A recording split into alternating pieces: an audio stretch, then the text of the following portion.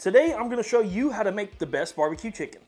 For our backyard barbecue chicken, we want to first get our chicken into a brine.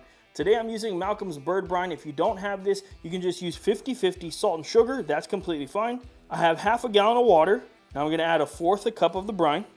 We're going to mix this up just a little bit. And we'll also add 16 ounces of Italian dressing. Next, what I'll do is start throwing my chicken into the brine. This is just 2 whole chickens that we cut up.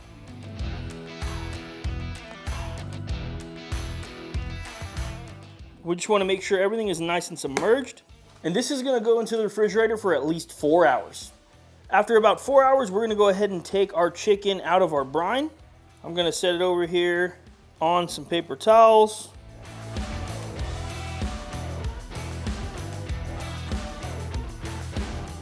And we'll go ahead and pat everything dry. Once everything's pretty dry, we're just going to go ahead and go over top with our Southern Hospitality barbecue seasoning. This is a sweet barbecue rub. If you guys don't have Southern Hospitality, you can use anything that's good, sweet, or it can be spicy. You just want to stick with something that has a nice barbecue flavor.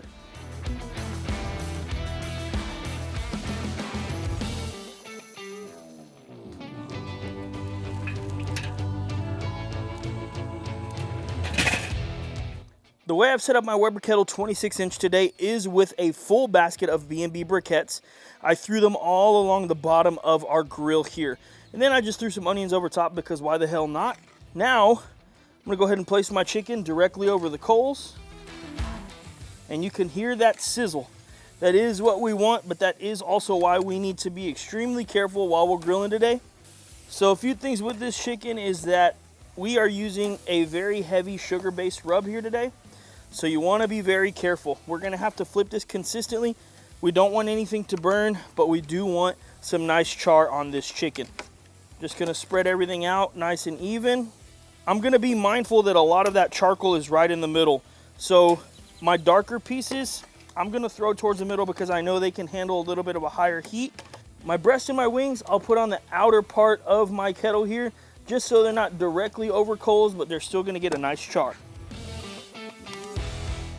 Now, the other thing that I've done on my Weber kettle today is close my vents halfway. I do want this charcoal to be nice and hot, but of course, I'm not looking for it to be roaring. I do want it to get some char grill on there. That's about it. And all I'm looking to do here is to keep flipping consistently, get that nice color on my chicken. You can see here, that's pretty much exactly what we're looking for. Just flipping everything consistently. Obviously here we got a little bit of char, probably a little bit more than I want, but that's no big deal. What I'm doing is just moving it towards the outer part of my kettle.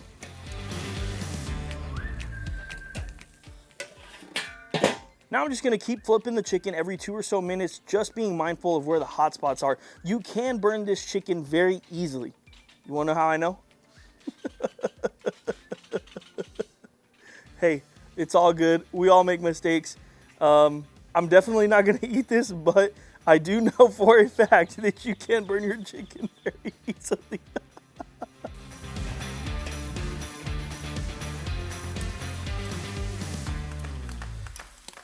Ooh.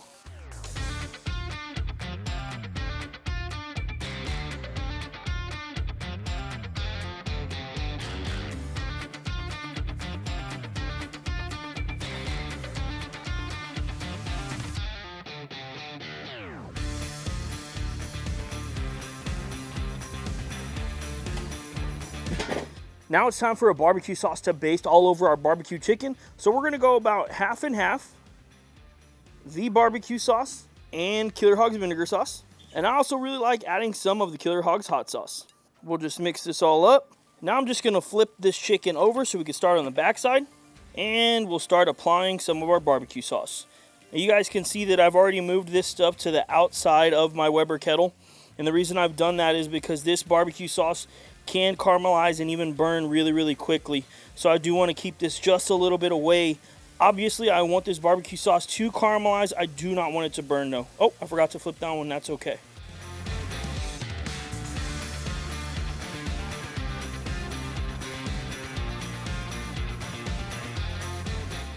And from here, the lid's gonna go back on for 2 to 3 minutes while this sauce sets. After just a few minutes, we're gonna go ahead and flip our chicken.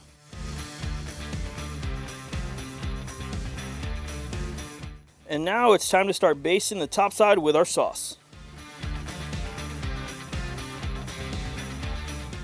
This one got a little crispy over here, but again, that's completely fine. My wife actually likes the chicken like that. She'll probably eat that piece. After another 3 to 5 minutes of the sauce setting, we want to check our temps just to make sure everything's completely done. You can see our wings are around 185, 186, which is perfect. Our thighs, 190, which is also going to be good. This breast here, right around 165, 166, 167. So we know that all of our chicken is completely done. Now we'll take the chicken off of the grill, let it rest for a few minutes before we give it a try.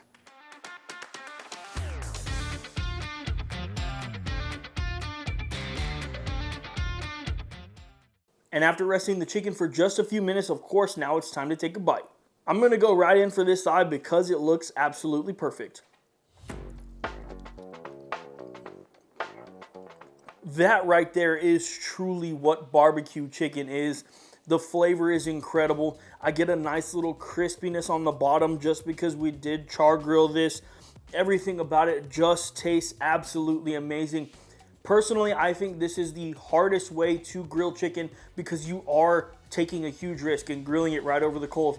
You guys saw that piece that I absolutely burnt to a crisp, and that happened within the first 2 minutes of the cook. I'm not even exaggerating. So you do have to be careful, but the results that come from this are just absolutely out of this world. I'll take this chicken over any chicken that's on anyone's barbecue pit in the entire world. Hands down, this just has such a great flavor.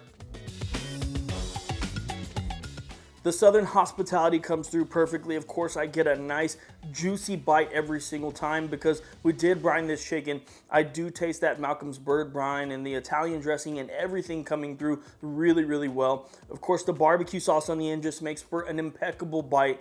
I don't have any complaints on this, and I don't think you will either. When you're putting your coals on your Weber kettle, try not to stack any on top of each other. That's exactly how you're gonna get the hot spots. That's a little trick I learned from my good friend, Fred Robles. As always, we really appreciate you guys tuning into this video. You absolutely need to try this chicken. Thanks, and we'll see you on the next one. After around 3 minutes, it's time to flip our chicken. Got a little smoke in my face there.